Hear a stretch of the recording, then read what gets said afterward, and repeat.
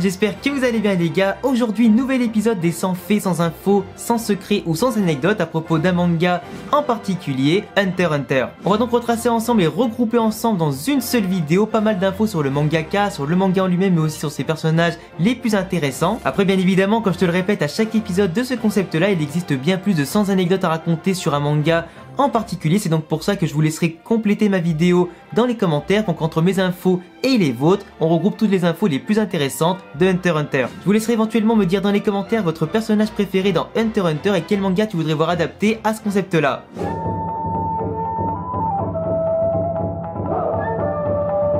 Le manga Hunter x Hunter compte actuellement 36 volumes depuis sa parution dans le Weekly Shonen Jump en mars 1998. Il compte également un animé en 1999 et un autre beaucoup plus complet et plus connu en 2011. Son auteur Yoshihiro Togashi a aussi réalisé le célèbre manga Yu Yu Hakusho. Il est marié avec Naoko Takeuchi, la mangaka de Sailor Moon. À cause de ses problèmes de santé, Togashi possède le record du mangaka qui a eu la plus longue durée d'absence dans le Jump en comptant beaucoup plus de périodes d'inactivité que d'activité, ce qui explique pourquoi aujourd'hui le manga n'avance quasiment plus. Il a précisé lui-même dans une interview qu'on ne prononce pas du tout le X dans le titre, qui est en réalité une croix et non un X, pour apporter un petit style au titre. Il précise aussi que la répétition du mot Hunter l'amuse beaucoup et que c'est une émission d'humoristes japonais qui l'a beaucoup inspiré à l'époque, car les humoristes de l'émission répétaient très souvent 2 fois les mêmes mots. Togashi est aussi un très grand fan de jeux vidéo et par-dessus tout de Zelda et de Dragon Quest. C'est d'ailleurs en s'inspirant de quelques RPG bien connus de l'époque et de sa passion pour les jeux vidéo qu'il a voulu développer l'arc Grid Island dans Hunter x Hunter. Gon est né le 5 mai tout comme Luffy dans One Piece. Gon déteste les problèmes de mathématiques ou les maths en général.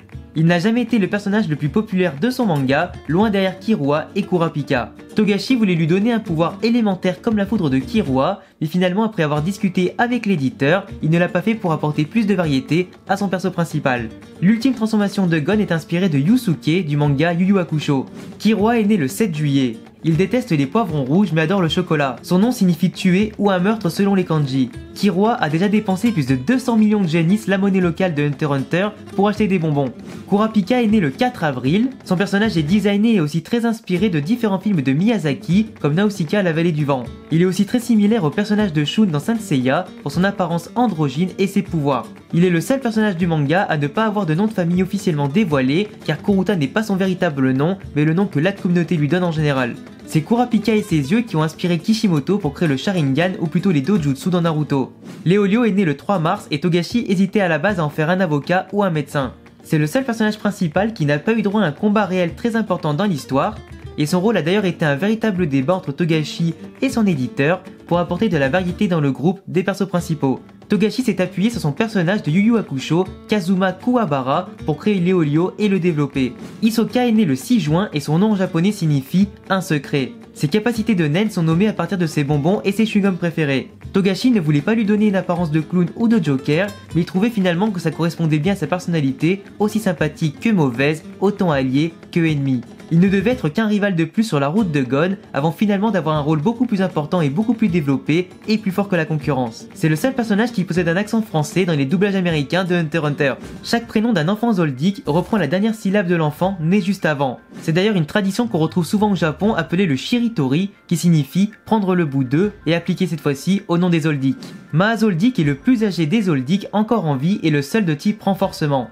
Il serait si fort que le seul homme capable de résister durant un combat et de sortir en vie contre lui, c'est Netero. Sylva Zoldyck n'a tremblé de peur que 2 fois dans sa vie devant 2 personnes différentes, devant Netero et Jinfrix.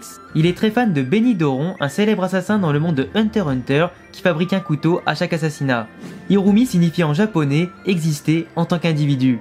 Togashi s'est inspiré de la magie noire et du vaudou pour pouvoir donner ses pouvoirs à Hirumi. Zeno Zoldyck est le seul personnage du manga à avoir brisé le 4e mur en s'adressant directement au lecteur pour raconter le passé des Zoldyck et son lien avec Netero. D'ailleurs, contrairement à ce que certains pensent et d'ailleurs ce qui a été validé dans les databooks de Hunter x Hunter, il n'est pas aussi fort que Netero mais bien moins puissant.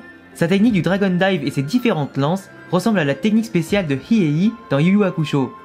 Dans l'anime et le manga, on peut voir que Miruki possède des figurines de Goku, de Yu Yu Hakusho et de Sailor Moon. Ce personnage ne devait pas forcément exister à la base, mais représente une véritable caricature de certaines personnes ou du moins certains jeunes qui restent trop enfermés chez eux. Selon certaines versions et traductions, son nom était Milky en japonais avant d'être modifié définitivement en Miruki. Karuto Zoldyck a un design totalement inspiré du personnage Otaru Tomoe du manga Sailor Moon de la femme de Togashi. Son nom signifie découpé ou cisaillé en référence à son naine tranchant. On pense d'ailleurs souvent à tort qu'il s'agit d'une fille à cause de sa tenue un peu particulière, mais il s'agit bien d'un garçon. C'est aussi la personne la plus jeune à avoir rejoint la brigade fantôme. Haruka est le seul membre de la famille Zoldyck de type spécialisation. Le nom japonais de Haruka signifie exister, mais cette fois-ci en tant qu'objet, ce qui va contraster avec Hirumi qui signifie exister en tant qu'individu. Significatif bien sûr du rôle de ces deux personnages, entre l'un qui va contrôler les autres et une qui doit malheureusement être limitée dans sa vie. En japonais, Nanika signifie la chose. La mère de Killua s'appelle Kikyo, ce qui n'a jamais été mentionné une seule fois dans le manga ni dans l'anime. En général, les Zoldyck ne laissent pas leur majordome ni le personnel avoir des relations à l'extérieur pour pouvoir être concentrés à 100% sur les affaires du clan Zoldyck. Pourtant, Tsubone est bien la grand-mère de Amane, qui, si on théorise un petit peu, a dû naître avant son arrivée chez les Zoldyck. Tsubone est d'ailleurs inspiré du personnage de Dola du Château dans le ciel. Le style de combat de Amane et la position de ses mains quand elle combat sont inspirés du ninjutsu et des anciens arts japonais. Goto est un personnage très mystérieux qui devait se battre en utilisant des billes plutôt que des pièces à la base. D'après les databooks, il serait aussi originaire de Meteor City, la ville originaire de la brigade fantôme. Contre Killua et Go, Netero n'a utilisé que son bras droit et sa jambe gauche. Ironie du destin, ce sont les deux seuls membres qui lui restent après les attaques de Meruem, symbole de son impuissance contre le boss ultime.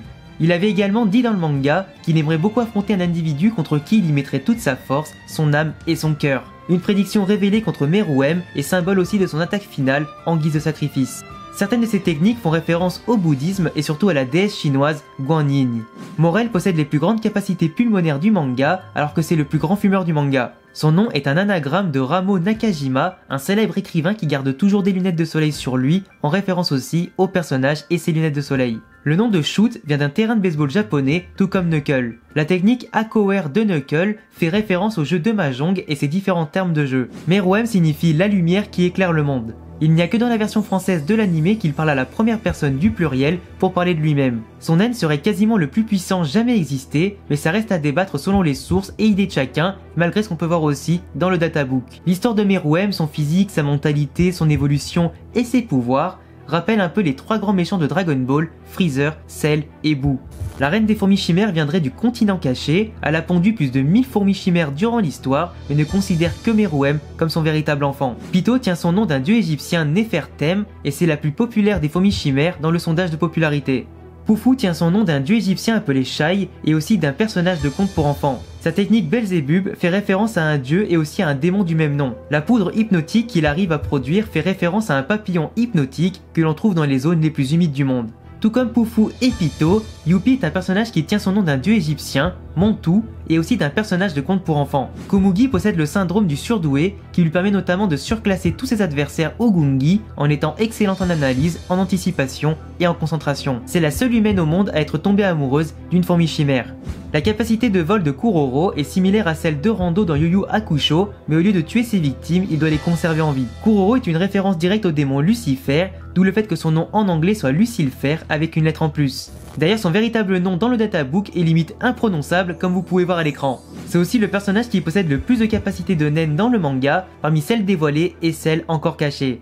Le véritable nom de Feitan dans le databook Hunter x Hunter serait Heitun, qui signifie un nouveau lever de soleil en chinois, symbole de sa technique Rising Sun. Machi devait s'appeler Mati à la base et elle devait être tuée assez rapidement dans l'histoire par Kuroro ou Hisoka, avant que Togashi finalement n'insiste auprès de l'éditeur pour la garder en vie. Asama Nobunaga tient son nom et son apparence du daimyo japonais Oda Nobunaga. Zuchi tient son nom de la ville japonaise de Zuchi. Sphinx et Bonorenov ont tous les deux été inspirés dans leur design et leur nom par le voyage en Égypte de Togashi, qui apprécie énormément les légendes et la mythologie égyptienne. Le nom de Shizuku signifie une goutte d'eau en japonais, en référence aussi à sa petite taille, la plus petite de la brigade, et son passe-temps préféré est de lire des romans d'amour. Franklin possède sur son dos la marque de la Triforce en référence à Zelda, la licence de jeux vidéo préférée de Togashi. Uvojin est clairement inspiré du personnage Yujiro Hanma du manga Baki que Togashi apprécie énormément et souhaitait rendre hommage à son auteur, qui est aussi un de ses meilleurs amis. La plupart des noms des personnages de la Brigade Fantôme ont été changés par l'éditeur et les traducteurs car ils étaient pour la plupart imprononçables d'après ce qu'on peut lire dans les databooks officiels. La famille Nostrad tient son nom du médecin et astrologue voyant Nostradamus qui était soi-disant capable de prédire l'avenir. Cela correspond parfaitement au pouvoir de Néon. Biscuit Kruger tient son nom et son apparence d'une poupée en porcelaine qui était dans les années fin 1860 l'égérie d'une marque allemande de biscuits, d'où son nom allemand. Shiddle Yorkshire tient son apparence et son nom de son code et du signe du zodiaque, le chien, et elle aurait même fait de la chirurgie esthétique pour y ressembler davantage. Botobe a une apparence similaire à un dragon, comme son nom de code du zodiaque l'indique. Il est aussi inspiré du monstre présent dans certains RPG dont Dragon Quest, qui est un des jeux préférés de Togashi. Sacho Kobayakawa tient son nom d'une célèbre famille de samouraïs et éleveurs de chevaux dans l'histoire japonaise, tout comme son nom bien évidemment et son code du zodiaque l'indique, symbolisé par le cheval. Le nom de Kululu est une onomatopée produite par les oiseaux en référence à son nom de code du zodiaque. Elle aurait elle aussi fait de la chirurgie esthétique. La tenue de baseball de Kansai fait référence à la célèbre équipe des Tigers du Kansai. Les personnes vivant dans cette région sont aussi réputées comme plus agressives que la normale, moins intelligents, d'où la personnalité du personnage. Seiyu est basé sur le roman Seiyuki, un grand roman classique japonais, et il représente le roi des singes comme son zodiaque. En japonais et en termes culinaires, Menshi signifie haché en référence à son statut de hunter gourmet. Les amis les plus proches de Tsezugera l'appellent sourcil blanc, ce qui a tendance à l'énerver plus qu'autre chose. Bean en anglais signifie haricot en référence à son apparence de haricot, qui rappellera d'ailleurs en gros clin d'œil les Senzu dans Dragon Ball. Hanzo est une référence directe au célèbre ninja Hattori Hanzo. Son style de combat est basé sur une véritable école de ninja du XVIe siècle, Kumogakure Ryu. Et voilà les gars, j'espère que cette vidéo vous a plu, qu'elle vous aura appris un maximum de choses, que tu sois fan d'Hunter x Hunter ou pas du tout, que tu en connaissais déjà pas mal ou pas du tout. J'espère surtout que ce format continue de te plaire par rapport aux épisodes précédents et celui-ci. Je vous laisse vous abonner et cocher la cloche et me laisser de gros pouces bleus si vous aimez mes vidéos en général, la qualité que je propose sur la chaîne YouTube. Rejoins-moi sur Twitter, Instagram, Twitch et même sur TikTok, il y a tous les liens qui s'affichent ici ou en description. Et à bientôt les gars pour une prochaine vidéo, ciao.